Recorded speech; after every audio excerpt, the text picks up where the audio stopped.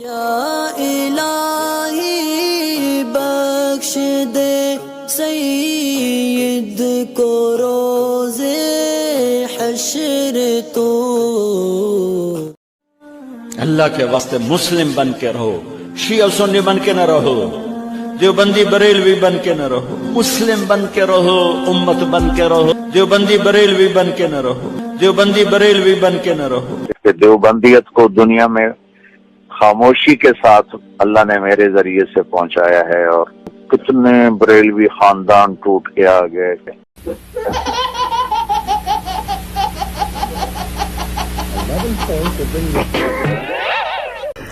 اللہ کے واسطے سب سے گلے ملو، سب کی مسجدوں میں جاؤ، سب کی مسجدوں میں نماز پڑھو۔ کتنی آگ لگی ہوئی ہے کہ اس مسجد میں نماز نہیں پڑھنے، اس مسجد میں نماز نہیں پڑھنے، اس مسجد میں نماز نہیں پڑھنے۔ سب کی مسجدوں میں جاؤ، سب کی مسجدوں میں نماز پڑھو۔ گاؤں والی مسجد میں بریلوی امام ہے، نہیں اس کے پیچھے نماز نہ پڑھے، نماز خود کرے۔ سب کی مسجدوں میں جاؤ، سب کی مسجدوں میں نماز پڑھو۔ گاؤں والی مسجد میں بریلوی امام ہے، نہیں اس کے پیچھے نماز نہ پڑھے، نماز خود کرے۔ سب کی مسجدوں میں جاؤ، سب کی مسجدوں میں نماز پڑھو۔ ہر مسلک کے پیچھے نماز پڑھ سکتا ہے، ہر مسلک کے پیچھے نماز پڑھ سکتا ہے، ہر مسلک کے پیچھے نماز پڑھ سکتا ہے۔ بعض لوگ کیا کرتے ہیں، ان کو پتا ہے کہ یہ فلاں مسجد کا امام یا رسول اللہ مدد بھی کہتا ہے، غیر اللہ سے مدد کا قائل ہے، اس پہ باقاعدہ مناظرے کر رہا ہے، تو اس کے پیچھے نماز نہیں ہوگی، تو اس کے پیچھے نماز نہیں ہوگی، تو اس کے پیچھے نماز نہیں ہوگی۔ ہر مسلک کے پیچھے نماز پڑھ سکتا ہے، تو اس کے پیچھے نماز نہیں ہوگی۔ ہر مسلک کے پیچھے نماز پڑھ سکتا ہے، تو اس کے پیچھے نماز نہیں ہوگی۔ نماز ہو جائے گی، لیکن امام کا بولو عقیدہ۔ جی امام صاحب فرماتے ہیں ہر کسی کے پیچھے ہو جاتی ہے، تم ان کے حنفی ہو، تم ترجمان ہو، تم مقلد ہو، تم کیا تو نہیں ہوتی، تمہاری مانے یا امام کی؟ میں نے کہا مانے امام کی، لیکن امام نے کیا فرمایا وہ سمجھے ہم سے۔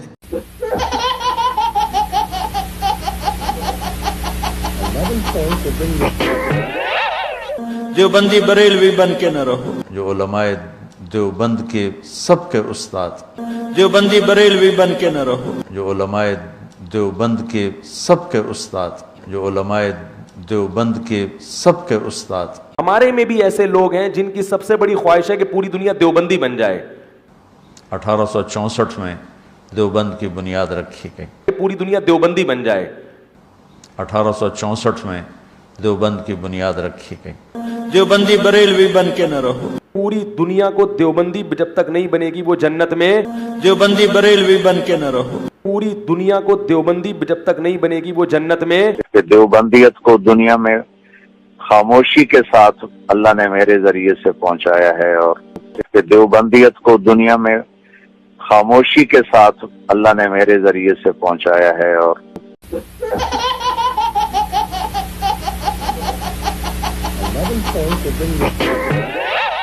لیکن میرے بھائی میں درخواست کروں گا خدا کے لیے محمدی بن جاؤ، مسلمان بن جاؤ۔ دشمن ایک ہزاروں کروڑوں خداؤں کے ماننے والے ایک ہو چکے ہیں، اور ہم ایک خدا کو ماننے والے ہزاروں کروڑوں خانوں میں بڑھ چکے ہیں۔ جان کیا سنی لڑکی شیعہ لڑکے سے شادی کر سکتی ہے؟ نہیں میرے بھائی، سنی لڑکی شیعہ لڑکے سے شادی نہیں کر سکتی، یہ نکاح ہو گئی نہیں۔ لیکن میرے بھائی میں درخواست کروں گا خدا کے لیے محمدی بن جاؤ، مسلمان بن جاؤ۔ دشمن ایک ہزاروں کروڑوں خداؤں کے ماننے والے ایک ہو چکے ہیں، اور ہم ایک خدا کو ماننے والے ہزاروں کروڑوں خانوں میں بڑھ چکے ہیں۔ دیوبند مستقل ایک مکتبہ فکر، ایک نظریہ ہے، اس نظریے کو اپنائیں تو پھر دیوبندی کہتے ہیں۔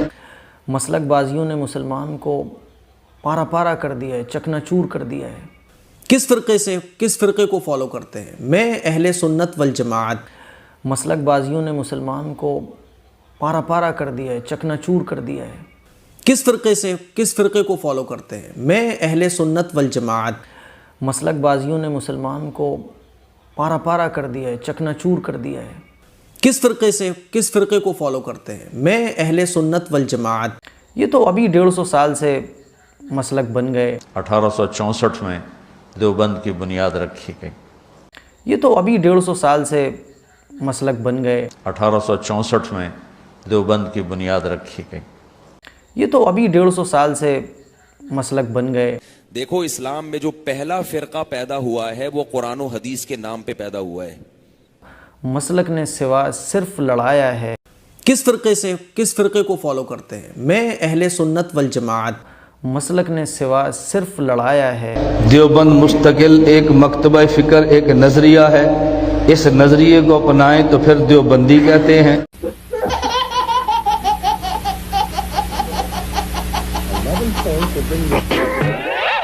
امت بن کے رہو، میرے نبی نے امت بنائی. میں تمہیں اللہ رسول کا واسطہ دیتا ہوں، فرقوں میں مت بٹو، فرقوں میں مت بٹو، فرقوں میں مت بٹو.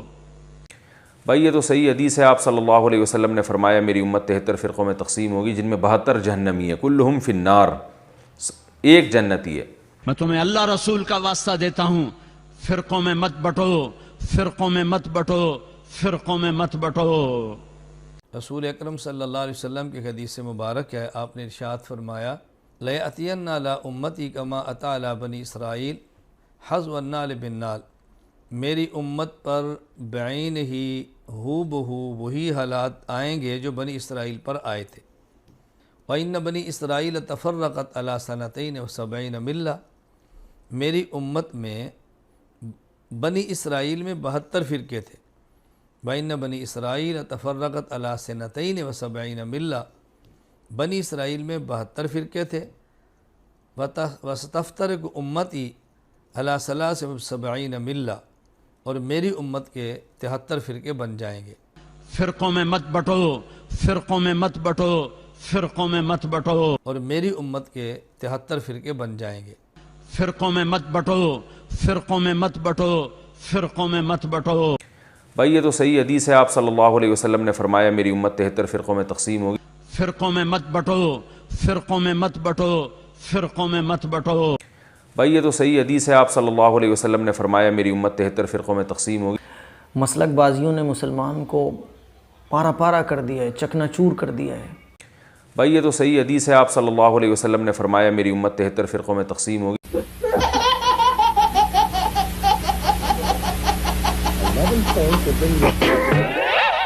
شیعہ سنی بن کے نہ رہو، شیعہ کا جنازہ نہ پڑھا کریں بہتر ہے. شیعہ سنی بن کے نہ رہو، شیعہ کا جنازہ نہ پڑھا کریں بہتر ہے. شیعہ سنی بن کے نہ رہو. سنی لڑکی شیعہ لڑکے سے شادی نہیں کر سکتی، یہ نکاح ہو گئی نہیں ہے نا، یہ نکاح نہیں ہو. شیعہ سنی بن کے نہ رہو. سنی لڑکی شیعہ لڑکے سے شادی نہیں کر سکتی، یہ نکاح ہو گئی نہیں ہے نا، یہ نکاح نہیں ہو. میں نے یہ سفید امامہ اپنے سر پر باندھا ہوا ہے. یہ کیوں باندھا ہوا ہے؟ کیونکہ میرے نبی کو سفید امامہ پسند تھا. میں نے یہ کرتا پہنا ہوا ہے کیونکہ نبی کو کرتا پسند تھا. میں نے یہ کرتا کیوں پہنا ہوا ہے؟ عقائد اہم ہیں بنسبت اعمال کے. اعمال بھی ضروری ہیں لیکن عقائد اہم ہیں بنسبت اعمال کے. کیوں؟ اگر کسی شخص کے عقائد ٹھیک ہوں اور اس کے نامہ اعمال میں ایک بھی نیک عمل نہ ہو، وہ انشاءاللہ جنت میں ضرور جائے گا. اور کسی آدمی کے سارے نیک اعمال اس کے نامہ اعمال میں موجود ہوں اور ایک عقیدہ فاسد ہو جائے، یہ کبھی جنت میں نہیں جائے گا. بات ہے کہ ہزاروں لوگ نماز نہ پڑھیں، اس کی پرواہ کسی مسلک والے کو نہیں ہے. لیکن اگر ایک بندہ جو نماز نہیں پڑھتا تھا وہ مسجد میں جانے لگے تو سارے مسلک والے آ کے کھڑے ہو جاتے ہیں کہ بھائی ہم جنت میں لے کے جائیں گے، ہم جنت میں لے کے. پہلے عقائد ہیں اور پھر اعمال ہیں. عقائد اعمال کی نسبت زیادہ ضروری ہے. پہلی چیز عقیدہ ہے. میں نے یہ سفید امامہ اپنے سر پر باندھا ہوا ہے. یہ کیوں باندھا ہوا ہے؟ کیونکہ میرے نبی کو سفید امامہ پسند تھا. میں نے یہ کرتا پہنا ہوا ہے کیونکہ نبی کو کرتا پسند تھا. میں نے یہ کرتا کیوں پہنا ہوا ہے؟ عقائد میں سے ایک عقیدہ بھی خراب ہو جائے، فاسد ہو جائے تو اسلام کا ایمان ختم ہو جاتا ہے. اسلام اور ایمان آدمی کا ختم ہو جاتا ہے. میں نے اپنے نام کے ساتھ بھی دیوبندی کا لفظ ہٹایا ہے، نام کے ساتھ بھی ہٹایا ہے. میرے نام کے ساتھ ڈی بی لکھا ہوا تھا، دامت برکاتہم، اس کا مطلب میں دیوبندی. میں نے کہا ہٹا بھائی اس کو یہاں سے، کوئی دم لگانے کی ضرورت نہیں ہے، کسی بھی چیز کی دم لگانے کی ضرورت نہیں. اب کوئی ہم سے جب پوچھتا ہے کہ تم کون ہو اور ہم آگے سے صرف ایک لفظ بتا دیں جی دیوبندی، تو اس دیوبندی کے ایک لفظ سے ہر چیز اس کے اوپر واضح ہو جاتی ہے. ہمیں مزید تفصیل نہیں کہنی پڑتی. میں نے اپنے نام کے ساتھ بھی دیوبندی کا لفظ ہٹایا ہے، نام کے ساتھ بھی ہٹایا ہے. میرے نام کے ساتھ ڈی بی لکھا ہوا تھا، دامت برکاتہم، اس کا مطلب دیوبندی. میں نے کہا ہٹا بھائی اس کو یہاں سے، کوئی دم لگانے کی ضرورت نہیں ہے، किसी भी चीज की दुम लगाने की जरूरत नहीं। अब कोई हमसे जब पूछता है कि तुम कौन हो और हम आगे से सिर्फ एक लफ्ज बता दें जी देवबंदी, तो उस देवबंदी के एक लफ्ज से हर चीज उसके ऊपर वाज़ेह हो जाती है, हमें मजीद तफसील नहीं कहनी पड़ती। देवबंद मुस्तकिल एक मकतबा फिक्र, एक नजरिया है, इस नजरिए को अपनाएं तो फिर देवबंदी कहते हैं। मैंने अपने नाम के साथ भी देवबंदी का लफ्ज हटाया है। पूरी दुनिया को देवबंदी जब तक नहीं बनेगी वो जन्नत में, बोलो भाई, नहीं जाएंगे। मैंने अपने नाम के साथ भी देवबंदी का लफ्ज हटाया है। पूरी दुनिया को देवबंदी जब तक नहीं बनेगी वो जन्नत में, बोलो भाई, नहीं जाएंगे। देवबंदियत को दुनिया में खामोशी के साथ अल्लाह ने मेरे जरिए से पहुंचाया है, और कितने बरेलवी खानदान टूट के आ गए।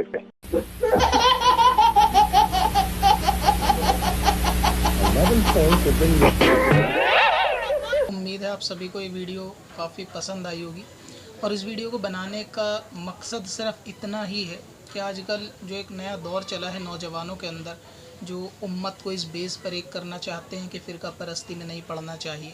मैं उन सबसे कहना चाहता हूँ कि ऐसा कोई आलिम और इमाम आज के दौर में नहीं है कि जिसका ताल्लुक़ किसी न किसी ख़ास मकतब फ़िक्र से, किसी ख़ास फ़िरके से ना हो। ये अलग बात है कि बाज़ मुनाफिकीन है कि वो अपने फ़िरके को छुपाते हैं, लोगों में ज़ाहिर नहीं करते, लेकिन फिर भी उनका ताल्लुक़ किसी न किसी फ़िरके से है। आपने रसूल पाक सल्लल्लाहु अलैहि वसल्लम की हदीस सुनी कि आपने फरमाया कि मेरी उम्मत में 73 फ़िरके होंगे। अब ये फ़ैसला आपको करना है, क्या उम्मत को कोई भी नौजवान या कोई भी नौजवान कहलाने वाले आजकल के जो कम अक्ल लोग हैं, क्या वो एक कर सकते हैं कि जिस बात को नबी ने फरमा दिया कि 73 होंगे, लिहाजा वो 73 ही होंगे। तो ये जो बाज़ देवबंदी उलमा या देवबंदी मौलाना कहलाने वाले जैसे एम कासमी जैसे लोग के जो लोगों को अपने सही मसलक को छुपा कर सिर्फ मुसलमान का नारा लगा के या अहले सुन्नत का नारा लगा के लोगों के अंदर वसवसे पैदा करते हैं, असल में इनका ताल्लुक़ भी किसी न किसी मकतब फ़िक्र से होता है।